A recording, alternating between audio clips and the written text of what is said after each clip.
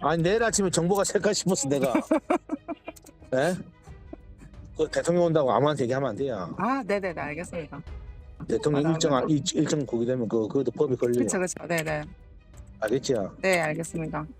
2022년 6월 22일 윤석열이 김건희와 창원에 있는 원전기업 두산에너빌리티에 방문한 사실을 미리 알고 있던 명태균 씨가 강혜경 씨와 통화하는 과정에서 이를 언급한 내용이죠. 대통령 일정이나 동선의 경우는 외부로 유출될 경우 테러나 안전 문제 등이 발생할 수 있기 때문에 1급 비밀에 해당되는 사안이지 않습니까? 그렇기 때문에 언론에도 대통령이 현장에서 벗어날 때까지 엠바고, 즉 보도 유예를 걸어 놓습니다. 그런데 같은 해 8월 윤석열이 대구 서문시장에 방문하는 대회비 일정이 김건희 팬클럽인 건희사랑을 통해 유출되면서 국격, 보안 문제, 그리고 국정 운영에 있어 심각한 결함 등이 불거진 바가 있었는데 이보다 2달 전에도 국가 1급 비밀이 유출된 사실이 또 있었던 겁니다. 무엇보다 윤석열 김건희와 지속적으로 소통해오며 비선 실세로서 국정에 개입해왔다는 의혹을 받는 명태균 씨가 두산 에너빌리티 방문 이틀 전에 이 같은 사실을 알고 있었다는 것이 핵심이죠. 박한수가 얘기해 준 거라.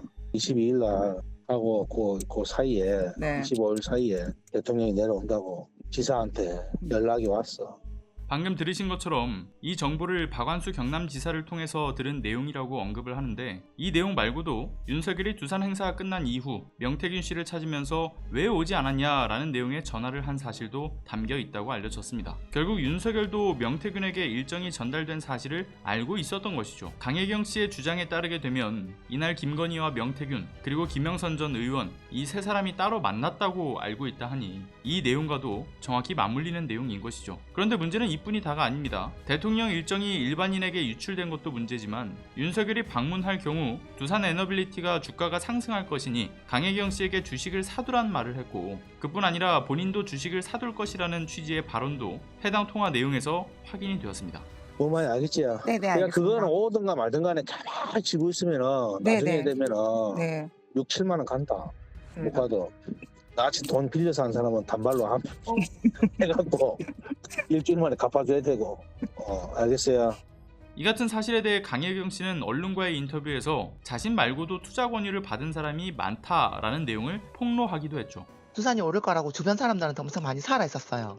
실제적으로 샀던 사람들도 많고. 실제로 윤석열의 방문 후로 두산 에너빌리티 주가는 전날보다 5.3% 오른 것은 물론이고 그런 주식시장의 호재로 일주일 사이 주당 16,000원에서 22,000원대까지 상승 효과를 누렸기 때문에 명태균 씨가 국가 비밀에 해당하는 미공개 내부 정보를 통해서 이득을 취했을 가능성이 매우 높고 무엇보다 공무상 비밀 누설은 물론이고 일반인이 국가 비밀에 접근했다는 것까지 명태균의 영향력이 윤석열 김건희에게 미치고 있었다는 것을 확실히 할 수 있는 명백한 증거지 않겠습니까? 더 이상 손바닥으로 하늘을 가릴 수는 없는 것이죠. 그리고 덧붙여 추가적인 소식도 전달드리고자 합니다. 검찰이 지난 11일 명태균 씨에 대한 구속영장을 청구한 자세한 혐의 내용이 어제 공개되었는데요. 그 내용은 이렇습니다. 대통령 후보와 친밀한 관계를 주장 및 과시하면서 공천을 받고 싶어하는 사업가들에게 거액을 받았고 실제로 정당의 공천 과정에 관여했을 뿐 아니라 명태균은 범행 과정에서 스스로 국회의원과 같은 지위에서 정치 활동까지 하면서 정치 권력과 금권을 결합해 헌법이 규정하는 대의제 민주주의 제도를 정면으로 훼손했다. 이 같은 사실은 압수수색, 관련자 소환 조사, 임의 제출을 통해 혐의 사실이 충분히 소명되며 명태균 씨가 검찰의 수사망이 좁혀오자 은닉한 휴대전화를 불태우겠다는 등 이미 증거를 인멸했고 남은 증거를 추가 인멸할 우려도 있는 데다가 언론을 통해 지속적으로 국민을 농락하고 검찰 조사에서 범행을 부인하고 있어 구속영장을 발부한다. 이런 이유를 적시했다고 합니다. 그런데 어제 이렇게 검찰의 구속영장 청구 사유뿐 아니라 여러 중요 증거 등이 검찰을 통해 확보된 사실도 함께 드러났지 않습니까?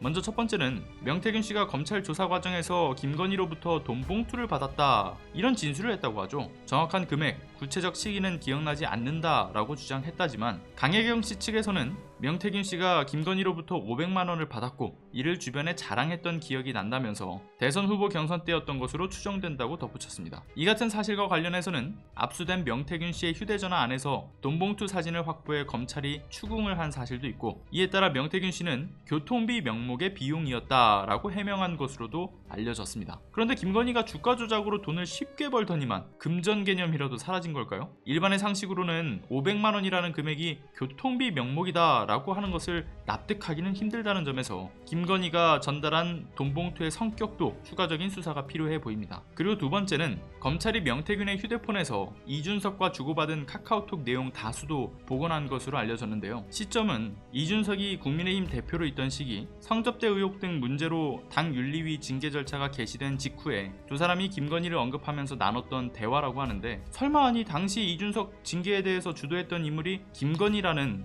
여의도발 찌라시가 돌았던 바가 있었던 점을 생각해보게 되면 당사자인 김건희에게 살려달라고 명태균을 통해서 부탁을 한 것은 아닐까요? 물론 그렇지 않더라도 대선과 재보궐선거가 연이어 있던 시기 김영선 전 의원의 재보궐에 이준석도 자유로울 수 없는 핵심 관계자라고 지적받는 만큼 공천 개입 문제와 관련돼 두 사람 간에 어떤 대화가 있었는지도 중요한 대목으로 읽혀지는데, 아직 이 부분에 대해서 검찰 측에서 흘러나온 내용은 없는 것으로 알려져 있습니다. 아직까지 소위 황금폰, 판도라의 상자라 불리는 윤석열, 김건희와 소통 내용이 담긴 명태균 휴대폰이 입수되진 않았지만, 그러나 이미 압수된 휴대폰과 태블릿 PC 등에서 관련 자료들이 복원됨에 따라 이 안에서도 충분한 증거가 확보될 가능성이 높아지고 있는 것이죠. 실제로 검찰이 입수한 명태균의 PC에서 대통령과의 녹음이라는 폴더를 확인했고, 이 안에 윤석열의 육성이 담겨있던 것으로도 추정을 했다지 않습니까? 관련된 자료는 다행히도 강혜경 씨가 명태균의 지시를 받고도 처분하지 않은 하드디스크에 담겨 있었던 내용이라고 합니다. 내 자리에 있던 컴퓨터 그 하드디스크 교체했어요 그때?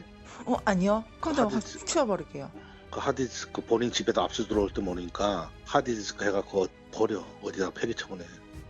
다만 아쉬운 점은 명태균 씨가 가지고 있던 USB를 통해 열어본 기록 정도만 남아있는 것이다 보니까 확보하지 못한 USB의 행방이 중요하다고 하는 것인데, 명태균의 목숨줄이 될 해당 증거 자료를 스스로 파기해버렸을 리는 없어 보인다는 것이 중론인 만큼 어딘가에 은닉했을 가능성이 높죠. 명태균 측에서는 오래된 휴대전화를 버릴 때 함께 버렸다고 하는 만큼 증거를 자발적으로 제출할 의지는 없어 보이지만, 상황에 따라 수시로 스탠스를 바꿔왔던 명태균인 만큼 더 지켜봐야 될 것으로 보여집니다. 그리고 또 다른 관건은 하나 더 있습니다. 검찰이 윤석열, 김건희까지 이르는 수사로 갈 의지가 없어 보인다라는 지적을 받고 있는 가운데, 이번에도 빈술에만 요란하게 우리는 수사할 만큼 수사하지 않았냐? 라는 명분 쌓기용으로 이런 내용을 흘리고 있을 가능성도 배제할 수 없으니까요. 정황은 있어도 정확한 물적 증거를 확보하지 못했다고 종결하고도 남을 검찰입니다. 그러나 검찰이 무언가에 꼼수를 부린다고 한들 침몰하는 윤석열 정권의 황금 동아줄이 되기는 힘들 겁니다. 보수 성향 표본이 과표집된다라고 지적받아왔던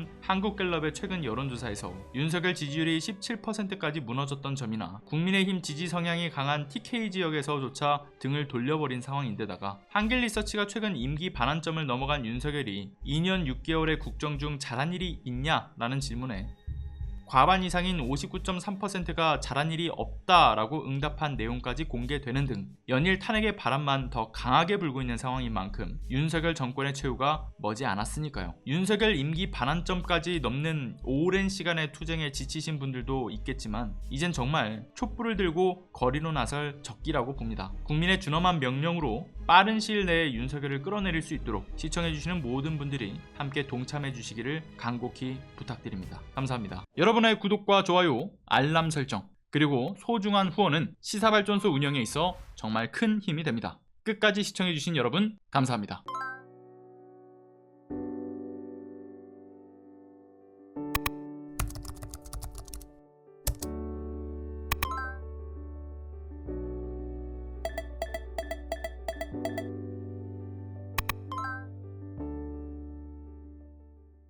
안녕하세요.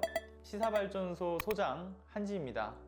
시사발전소는 진실을 찾는 민주언론으로서의 역할을 다하기 위해서 다양한 방법으로 활동을 이어나가고 있습니다.